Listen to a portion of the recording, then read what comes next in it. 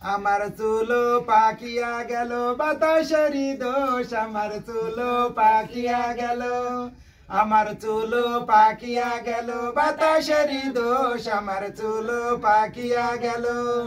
শুনো শুনো শুনো খালা কেতাব পড়া শুনো, তোমার বেটি বয়স হলো বিয়া দিলা না কেন, আমার চুলো পাকিয়া গেল, বয়সেরই দোষ, আমার চুলো পাকিয়া গেল।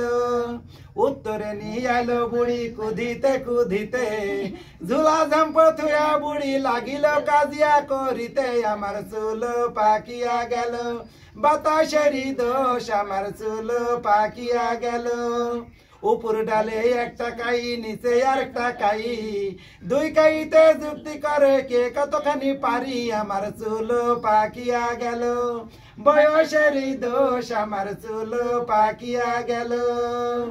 ওই চালের বাতা তেন্দুর আবার চিহি চিহি করে, সকালবেলা মুরগি আবার ফফর করস করে, আমার চুলো পাকিয়া গেল, বাতাসেরই দোষ, আমার চুলো পাকিয়া গেল।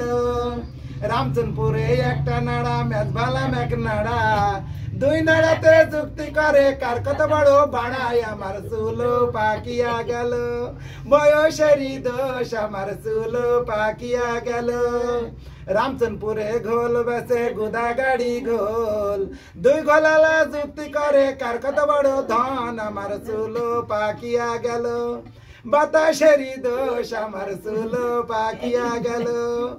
আমার মা আছিয়া রানী সকলেরই জানায়, আমি হনু তাহার সন্তান কুদরত আমার নাম, আমার চুলো পাকিয়া গেল, বাতাসেরই দোষ, আমার চুলো পাকিয়া গেল।